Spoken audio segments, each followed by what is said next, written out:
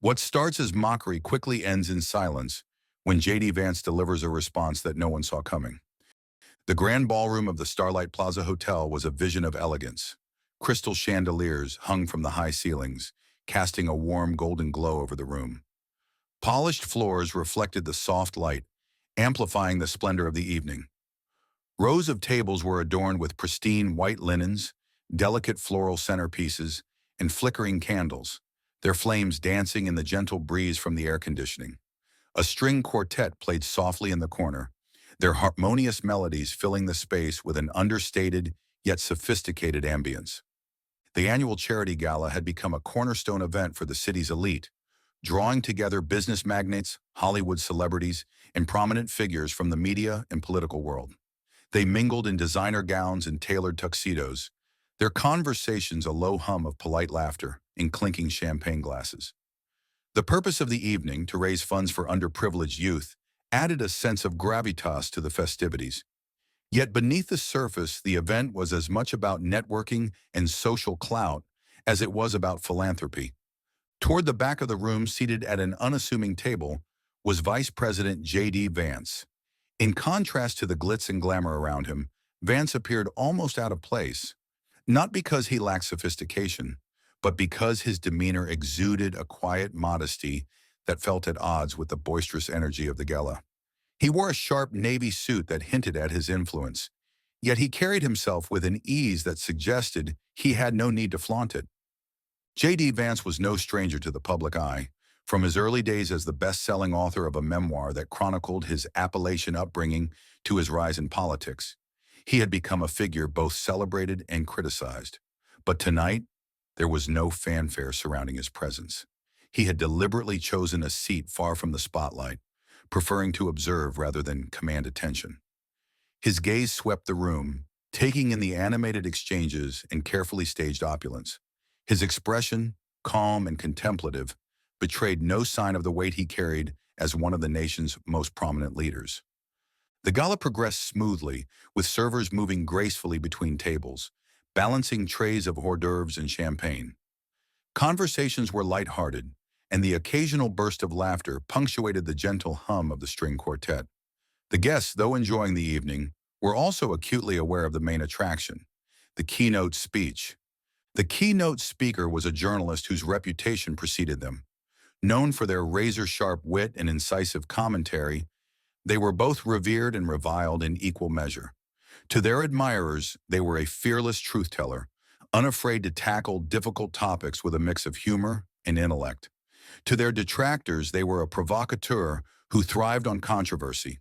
The announcement of their role as the evening's speaker had generated buzzweeks in advance, and many in the room were curious, if not a little apprehensive, about what they might say. As the event's MC took the stage to formally introduce the journalist, a subtle shift occurred in the room. Conversations quieted, and glasses were discreetly set down.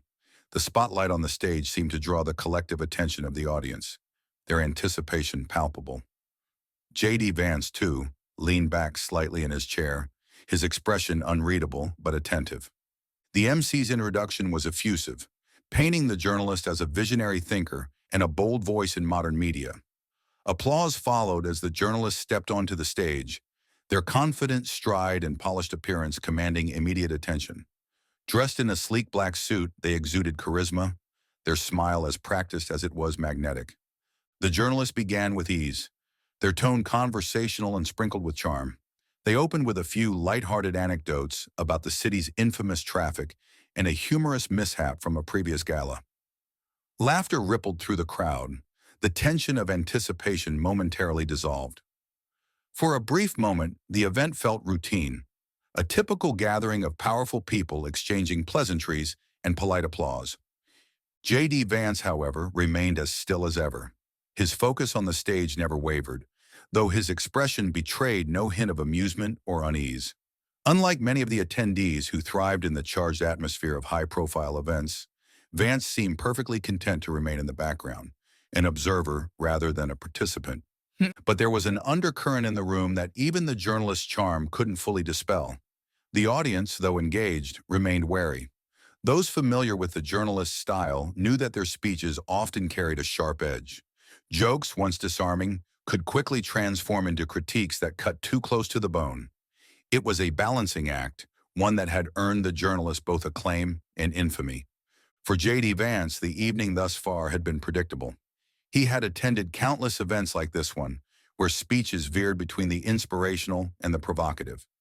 Yet there was a subtle awareness in his posture, a readiness, perhaps born of experience, to confront whatever might come his way.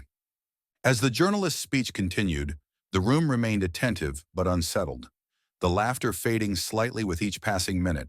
The jovial tone began to give way to more pointed commentary, and though the journalist had yet to cross any lines, the tension was unmistakable. The audience, once relaxed, now seemed to lean forward slightly in their seats, as though bracing for impact. The vice president's presence, though understated, did not go unnoticed. Occasionally, a guest would glance in his direction, as though gauging his reaction to the speech. But J.D. Vance remained composed, his calm demeanor a stark contrast to the energy around him. The stage was set for a moment that no one in the room could have predicted, a moment that would take an otherwise ordinary gala and transform it into an unforgettable chapter in the lives of everyone present. The journalist's words, carefully chosen and calculated, would soon test the boundaries of humor, decorum, and respect. And when that moment arrived, it would be J.D. Vance's measured response that left an indelible mark on all who witnessed it. The journalist took the stage with the ease of someone accustomed to commanding attention. They stood tall behind the polished wooden podium, the spotlight framing them in a halo of golden light. Their smile was warm but sharp, the kind that promised wit with just enough bite to keep the audience alert. As they adjusted the microphone, a ripple of polite applause washed over the room, but there was an edge of expectation in the air. "Good evening, everyone," the journalist began, their voice steady and rich, resonating across the ballroom. "What a beautiful crowd we have tonight. You all look like you just walked off the cover of a magazine, or at least the influential people we secretly love to hate issue." Laughter broke out, scattered at first but quickly spreading. The journalist's humor had the intended effect of softening the crowd, coaxing them into comfort. They shared a few anecdotes about past galas and humorous mishaps, painting vivid, self-deprecating images of champagne towers tumbling and mismatched shoes under couture gowns. The audience chuckled, their earlier formality giving way to genuine amusement. J.D. Vance, seated at the back, watched in silence. His calm gaze remained fixed on the speaker, but his expression revealed little. It wasn't disinterest, more a quiet attentiveness, as though cataloging the ebb and flow of the moment. As the jokes continued, the journalists began to steer their speech toward broader cultural commentary. They transitioned seamlessly from personal anecdotes to observations about the city's traffic woes, the extravagance of modern galas, and even the political climate. At first, these musings were lighthearted, drawing knowing smiles and occasional murmurs of agreement from the audience. But gradually, their tone began to shift. "Now we all know," the journalist said, leaning forward slightly, their voice dropping into a conspiratorial tone, "that the real power in this room isn't just in the wealth or the connections. It's in the stories we tell ourselves and the ones we tell about others." The crowd's laughter softened, replaced by an anticipatory hush. The journalist's words carried a weight that hinted at what was to come. With deft precision, they began weaving commentary about public figures into their narrative. They poked fun at politicians, known for their eccentricities, offering quips about outdated fashion choices and awkward public speeches. The audience responded with scattered laughter, though some glances were exchanged across tables, small signals of unease. "And of course," the journalist continued, their smile widening as they gained momentum, "we can't talk about politics without mentioning the man who brought the Appalachian Mountains to the White House." A few chuckles rippled through the room, but the tension was palpable. J.D. Vance didn't move, his posture as composed as ever. The journalist pressed on. "Ladies and gentlemen, we are in the era of reinvention. Once upon a time, J.D. Vance was an author with a best-selling book. Now he's the Vice President of the United States. Truly the American dream at its finest. But you've got to wonder, when does reinvention just become a fancy word for spin?" The humor landed with uneven success. A few in the audience laughed openly, their faces alight with amusement. Others exchanged uneasy looks, their expressions betraying uncertainty about whether the remarks had gone too far. But the journalist wasn't finished. They began recounting moments from Vance's public career, lacing their commentary with cutting humor. From his Appalachian upbringing to his policy stances, each anecdote carried a sting masked as levity. "Imagine this," the journalist quipped, gesturing theatrically. "You grow up hearing that hard work is all you need to succeed. You write a book about it, become a bestseller, and then, bam, suddenly you're one heartbeat away from the presidency. It's a rags to riches story that Hollywood would reject for being too unrealistic." The room grew quieter, the laughter thinning to an uncomfortable hum. J.D. Vance remained still, his gaze steady. If the journalist had hoped to provoke a visible reaction from him, they found none. His calmness was almost unsettling in its steadfastness. The journalist seemed to notice the growing unease but pressed forward, perhaps emboldened by the tension. "And of course," they added, pausing for effect, "we can't ignore the policies. JD's been out here talking about family values and hard work. Meanwhile, some of us are just trying to survive Monday mornings without a caffeine IV." A smattering of nervous chuckles followed, but the atmosphere had shifted. The jovial energy from the start of the speech had drained away, replaced by a sense of quiet discomfort. J.D. Vance's calm presence at the back of the room only amplified the tension. His silence, far from a retreat, seemed to draw attention, pulling focus away from the stage. The journalists, sensing the unease, hesitated briefly before attempting to regain their footing. "You know, it's all in good fun," they said, their tone lightening. "We're here to laugh, to reflect, and to challenge ourselves." But the moment had already shifted. What had begun as lighthearted banter now felt pointed and personal. The crowd's initial laughter and engagement had morphed into something quieter, heavier. J.D. Vance's stillness spoke volumes. While he had made no move to confront the remarks, his calm composure seemed to hang over the room like a quiet rebuke. The journalists, though still speaking, appeared to falter slightly, their earlier confidence dimming. The tension in the ballroom grew thick, wrapping around the audience like an invisible fog. The journalist's speech, which had started with charm and wit, now felt like a tightrope act wobbling dangerously close to collapse. For many in the room, the spectacle was unsettling. Public figures like J.D. Vance were no strangers to scrutiny, but the personal nature of the remarks had crossed an unspoken boundary. Some attendees sat in stony silence, their expressions unreadable. Others shifted uncomfortably in their seats, their smiles tightening. J.D. Vance, for his part, remained composed. His gaze stayed fixed on the stage, his expression betraying neither anger nor amusement. If he was unsettled by the remarks, he gave no sign. The journalist's voice continued to fill the room, but it was clear that they had lost the audience. The energy of the evening, once lively and engaged, had dulled into an uneasy quiet.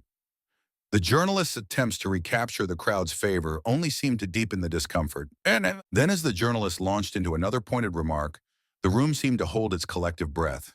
The focus shifted from the stage to the back of the room, where J.D. Vance sat. His stillness, a quiet yet commanding presence, drew every eye.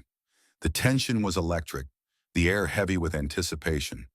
No one could have predicted what would happen next, but everyone in the room sensed that the evening was about to change. J.D. Vance, seated in silence, had already begun to take control of the moment without uttering a single word. The room was silent. The laughter that had punctuated the early moments of the speech had dissipated, replaced by a stillness that felt almost oppressive. The journalist's voice, once confident and sharp, faltered ever so slightly as they delivered another remark about J.D. Vance's career and persona. But by now, the crowd's attention was no longer fully on the stage. It had shifted to the back of the room, to the vice president himself. J.D. Vance had not reacted. He hadn't laughed, grimaced, or even shifted in his seat. His composure, calm and unshaken, was almost unnerving. For every cutting word the journalist delivered, Vance's silence became more pronounced. What might have seemed like passive listening now felt like an act of quiet defiance, a refusal to be rattled. At the podium, the journalist paused, their confident smirk flickering into something less certain. They scanned the room, their gaze briefly landing on Vance, who returned it with a steady, unreadable look. Perhaps the journalist expected some acknowledgement, a smile, a shrug, or even an expression of disapproval. They got nothing. J.D. Vance was immovable, and in his stillness, he began to command the room. The tension reached its breaking point when the journalist made one final quip, their voice carrying an edge that betrayed the strain of the moment. "Well," they said, forcing a chuckle, "I suppose not everyone can take a joke." J.D. Vance moved. Slowly, deliberately, he pushed back his chair, the soft scrape of its legs against the polished floor slicing through the silence like a blade. Every head in the room turned to him, the weight of their collective gaze following his every motion. He stood, his imposing height amplified by his quiet dignity. At just over 6 feet tall, Vance was a commanding figure. But it wasn't just his stature that drew attention. His presence radiated an aura of calm authority, a quiet confidence that seemed to fill the room. The journalist froze. Their earlier bravado had vanished, replaced by visible uncertainty as Vance began to walk toward the stage. Each step was deliberate, measured, the sound of his shoes clicking softly against the floor. The ballroom, which had been alive with conversation and laughter not long ago, was now eerily silent. Even the string quartet, sensing the gravity of the moment, had ceased playing. J.D. Vance reached the base of the stage and stopped. For a moment, he simply stood there, looking up at the journalist with a steady, unwavering gaze. The silence in the room was deafening, the weight of anticipation almost unbearable. Then, in a voice that was calm and clear, Vance spoke. "Thank you," he said, his words cutting through the tension like a knife. "Thank you for your insight." The journalist blinked, caught off guard by the unexpected politeness of his opening. The crowd, too, seemed momentarily stunned. There was no anger in his tone, no hint of the indignation that many had expected. Instead, his voice carried a quiet strength, a sense of control that transcended the moment. J.D. Vance stepped onto the stage, his movements deliberate yet unhurried. He walked to the podium, his gaze sweeping briefly across the audience before settling on the journalist. The room held its breath as he adjusted the microphone, his composure unshaken.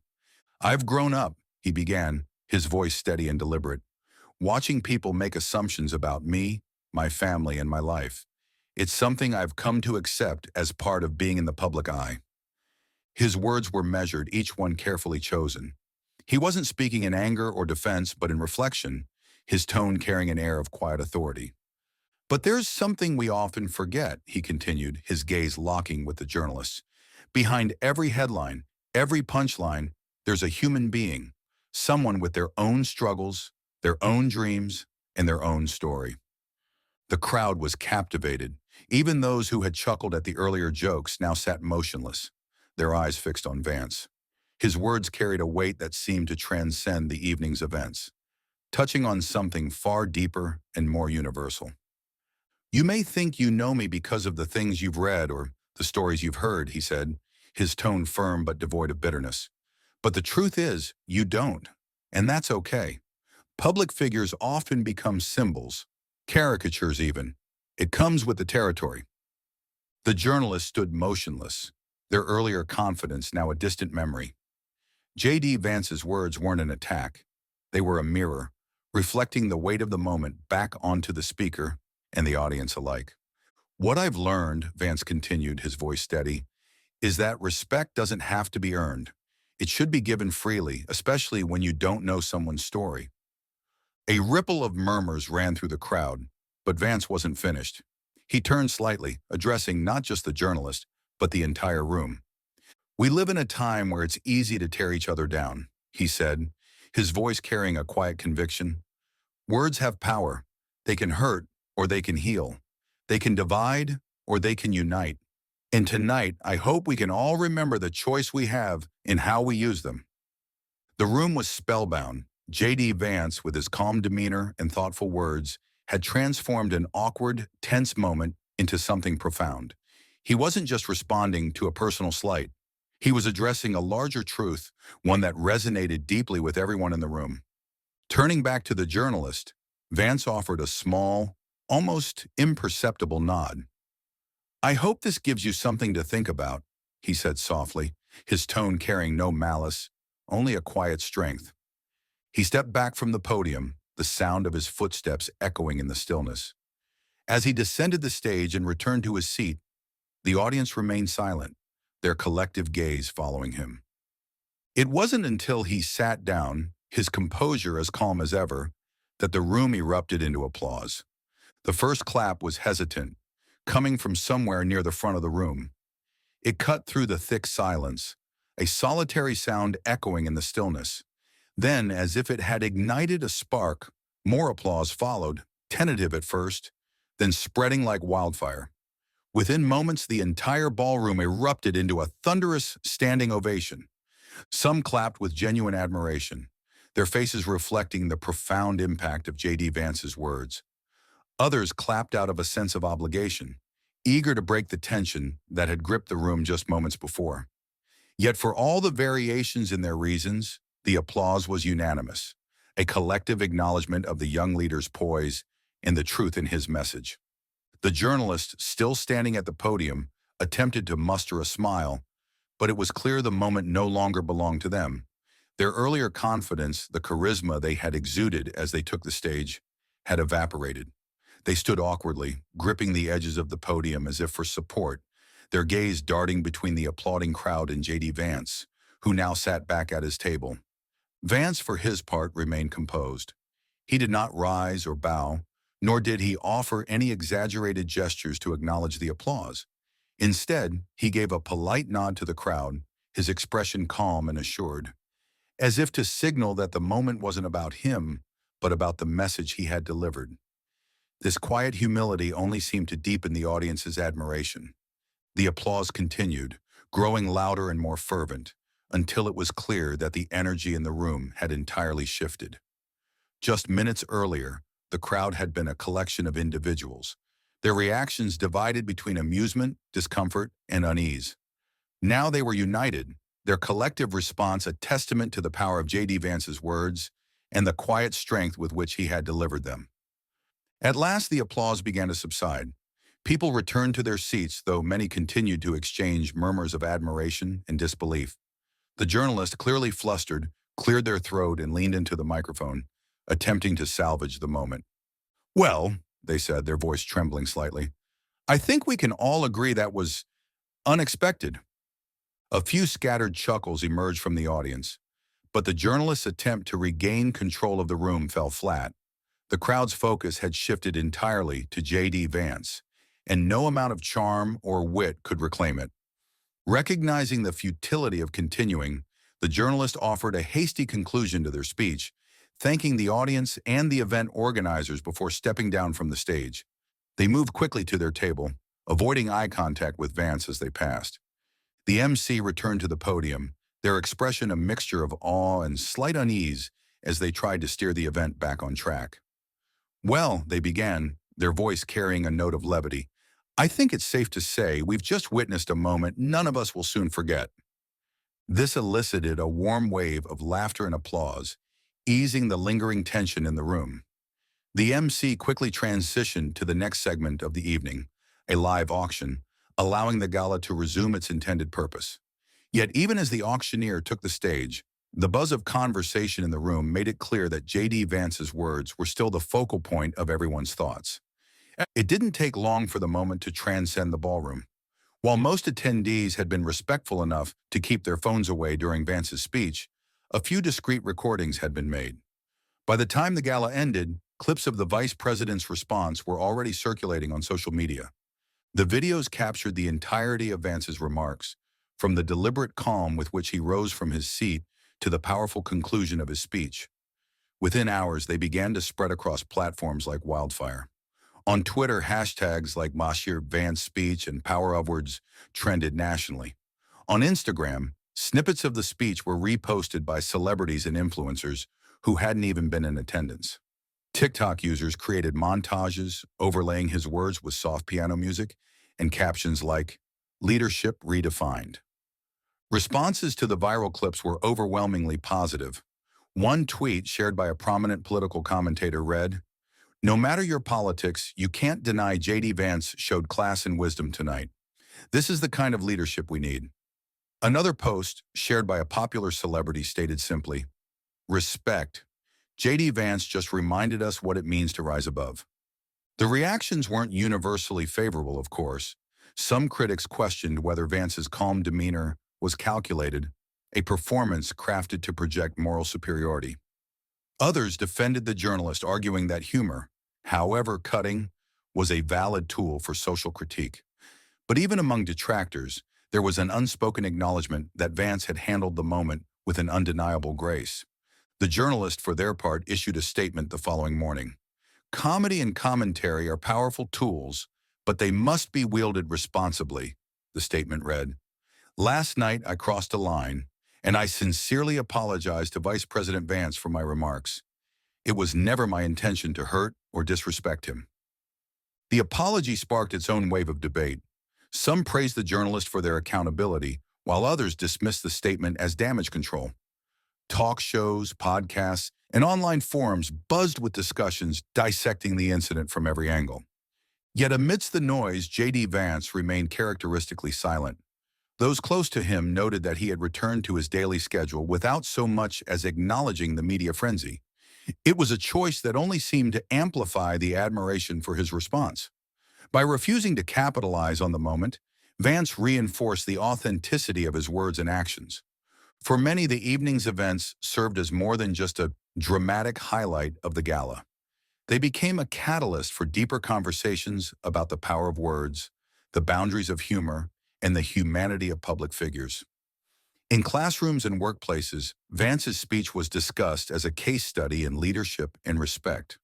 Teachers used it as an example to inspire their students to think critically about how they communicate and respond to conflict. Even as the buzz around the incident began to fade in the days that followed, its impact lingered.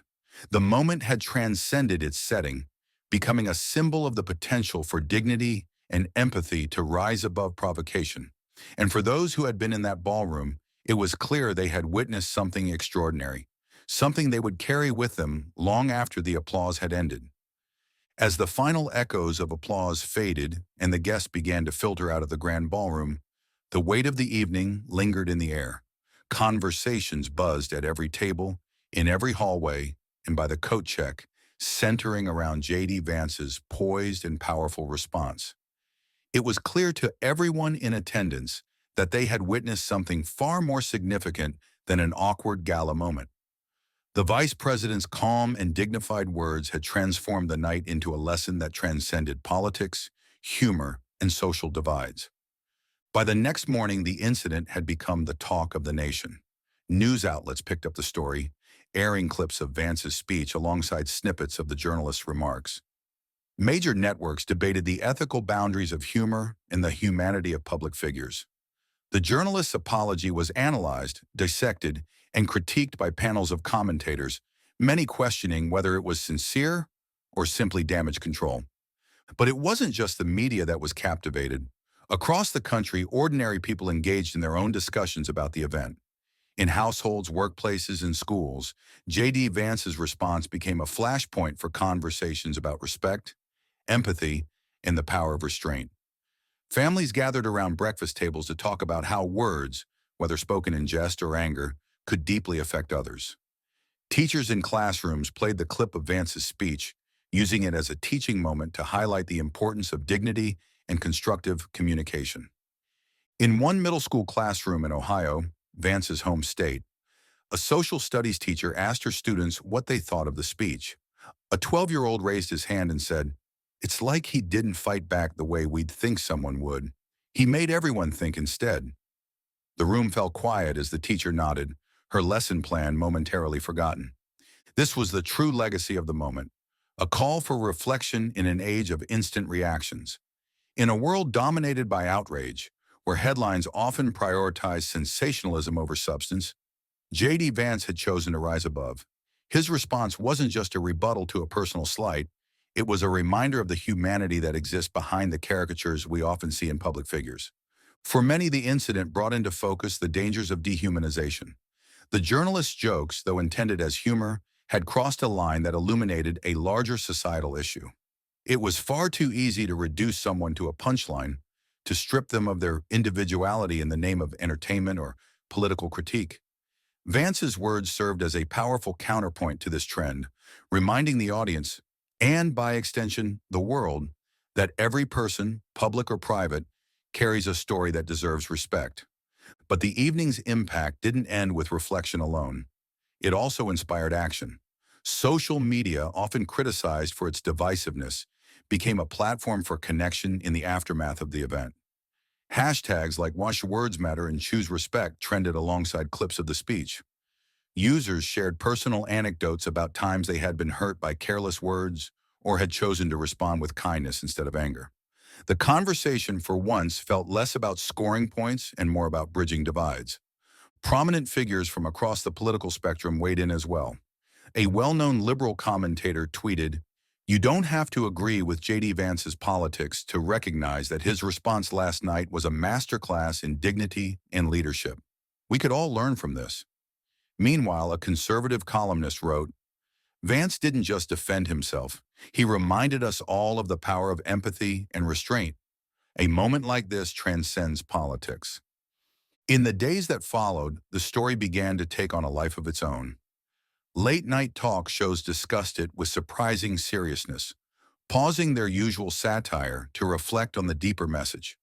Podcasts dedicated entire episodes to analyzing the nuances of the incident, what it said about leadership, about the ethics of comedy, and about the values we want to uphold as a society. For J.D. Vance, however, life moved on as usual. Those close to him noted that he barely acknowledged the media frenzy surrounding his speech. He returned to his duties as vice president with the same quiet focus that had characterized his response at the gala. When asked by a reporter about the incident during a brief press appearance, Vance simply replied, "I said what needed to be said. I'm glad it resonated with people, but my focus remains on serving the country." Yet his choice to avoid capitalizing on the moment only deepened the respect many felt for him. By refusing to fan the flames of the media storm, Vance reinforced the authenticity of his message. It wasn't about scoring points or elevating his personal brand. It was about reminding people of something bigger. The lasting impact of the evening began to crystallize in unexpected ways. At a university in California, a communications professor used the incident as the basis for a lecture on rhetoric and leadership. "What makes this moment powerful," she told her students, "isn't just the words themselves, but the way they were delivered, with composure, empathy, and a focus on unity rather than division." Nonprofits and advocacy groups also took note. Several organizations launched campaigns centered around promoting respectful dialogue, citing Vance's speech as an example of how to respond to provocation with grace. In classrooms and boardrooms alike, people began using the phrase "rise above" as shorthand for choosing dignity over retaliation. Even weeks later, the story remained a topic of discussion, though its intensity had softened. What lingered was less the drama of the night and more the lessons it had imparted. J.D. Vance's actions became a symbol of a rare quality in modern discourse: the ability to confront challenges without resorting to anger, to address division with a call for unity. In the end, the gala was remembered not for its glitz and glamour, or even for the funds it raised for underprivileged youth, but for the moment a leader reminded everyone in the room, and countless others beyond it, of the power of words. "Words can wound, but they can also heal," Vance had said that night. "It's up to each of us to decide how we use them." For those who heard him, in the ballroom or through a screen, those words became more than a message. They became a challenge, a call to think before speaking, to act with empathy, and to remember that respect, even in the face of disrespect, is a choice worth making.